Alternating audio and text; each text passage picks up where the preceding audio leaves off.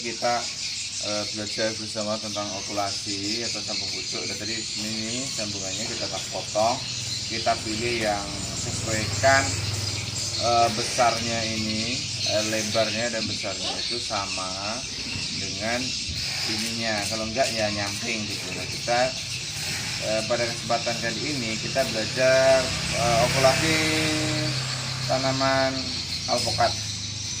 Untuk tanamannya seharusnya sih memang harus sejengkal lebih gitu, tetapi seperti inilah, yang ketinggian seperti ini udah agak ideal. Ini terlalu muda, tapi bagus juga terlalu muda karena dia kambiumnya itu masih banyak ya, ini pun masih bisa 20 cm ke atas. Tetapi kalau yang masih baru seperti ini, cuman resikonya, artinya risiko bukan risiko ya, tingkat kesusahannya atau di proses penyambungan seperti ini dia agak licin gitu, licin karena dia airnya masih banyak. Jadi cukup dibelah saja boleh, metodenya banyak, mau lewat samping bisa, sambung atas boleh.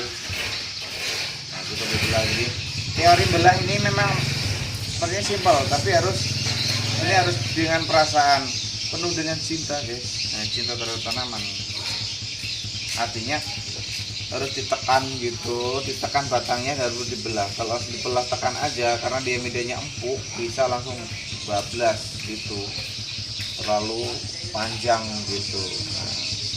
Nah kan melecek sendiri begitu. Kalau dia masih basah itu agak licin gitu. Nah kalau licin, cara memegangnya mungkin dari merah agak dari samping sini, kita pegang dari sebelahnya sini. Nah, sebelahnya sini, jadi dia nggak lari. Kalau ditekan pada entres ya kan, entres, seedling, maaf, yang bawah kita sebut biasanya itu adalah seedling, yang atas adalah entres ya.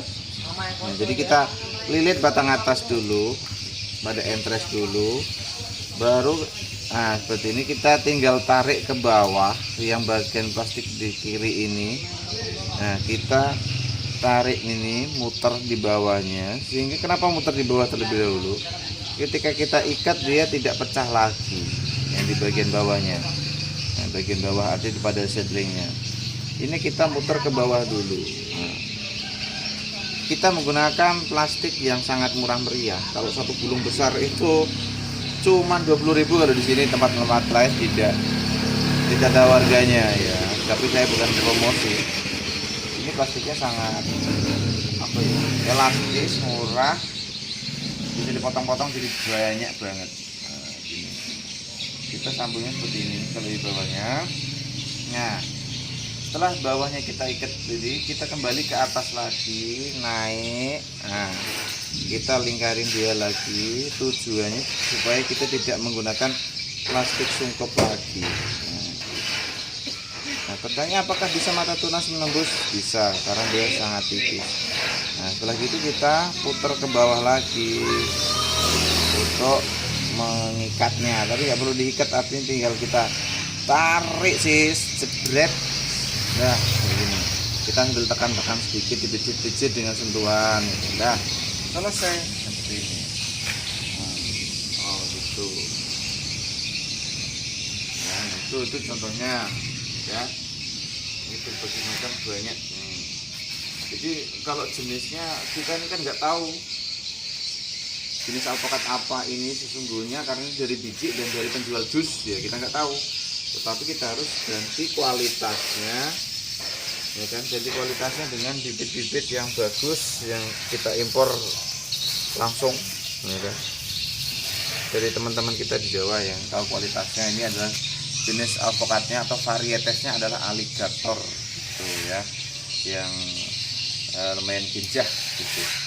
Jadi tujuannya ini kenapa disambung, tujuan utamanya adalah kita lebih cepat proses pembuahannya. Artinya ini ranting adalah sebuah bentuk generatifnya. Kalau masih batang ini, itu adalah masih proses vegetatif, artinya menuju batang.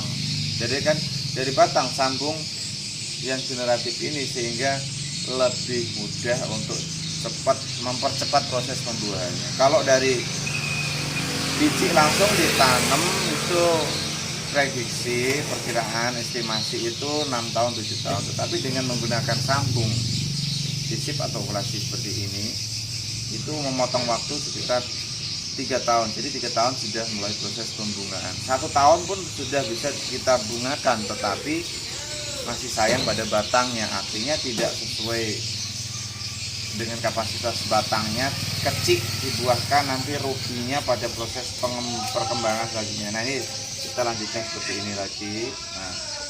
Nah gitu, kita cari entrance-nya yang bagus lagi.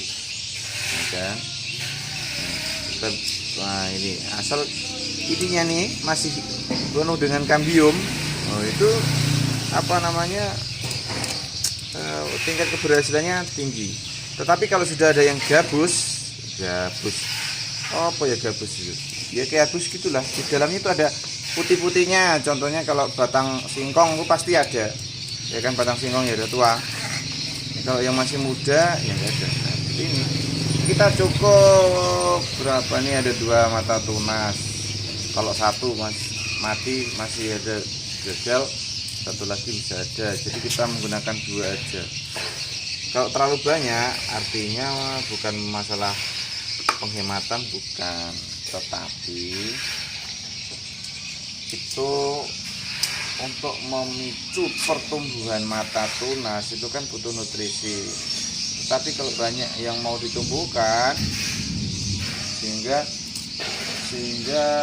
makanannya terbagi, artinya nutrisinya. Nah ini caranya tadi belum saya tunjukkan, kita pakai kuku dulu, tarik pakai kuku gini sedikit aja untuk membelahnya, membukanya, sehingga kita masukkan set. Ini aja, tekan sedikit lah. Nah di situ kita tarik. Nah ini tarik seperti ini. Nah dari sini boleh. Nah dari sini langsung kita tekan di sininya, plus kita bagian atas lagi. Atasnya dulu, artinya bagian entrance-nya kita tarik dulu sehingga dia tidak lari ke atas ketika dia nol. Terus setelah ini kita yang ini udah kita tarik, terus yang bagian bawah tadi ada sisa plastik sisa, kita putar di bagian bawah ini masih agak kaku juga, sehingga yang bawah ini kalau diikat yang bawah, ketika kita ikat jadi tidak mengalami pergeseran lagi atau tidak sobek lagi lah, karena dia masih mudah sobek gitu, karena masih muda. Maksudnya sobek ke bawah lagi kalau ketekan. Nah nanti otomatis kalau yang bawah melingkarnya banyak agak apa-apa ya, tetapi yang atas untuk mata tunasnya itu sebenarnya cuma cukup ditutup sekali, maksimal 2 kali kena plastik ini, 3 ya gak masalah, tapi kan dia mau nembusnya tadi itu sehingga agak susah. Jadi tutup kayak gini, yes, dilingkar, dililit gini, tarik, nah putar ke bawah lagi untuk proses pemotongan plastik ini. Cepat. Nah gitu guys, sangat gampang sekali kan. Jadi demikian tadi tutorialnya, kita okulasi pada kesempatan kali ini. Jadi kita sama-sama belajar, nanti kita tengok tingkat keberhasilannya berapa ya kan. Dan diusahakan kita kalau masih musim hujan, seperti ini mau hujan mau turun, kita harus di atas naungan seperti ini ya kan. Di atas naungan artinya tidak kena hujan. Karena kenapa tidak kena air? Ya, harus kita jaga sterilitasnya. Ya harus steril, artinya nanti kalau dia kehujanan waktu kita nyambung bisa menyebabkan jamur gitu ya. Jamur bukan yang bisa ditumis, tapi jamur pada tanaman ini, sehingga menyebabkan kegagalan pada proses okulasi. Itu aja guys ya, tipsnya pada kesempatan hari ini. Semoga bermanfaat bagi kita semuanya. Salam sukses dan salam hijau. Terima kasih.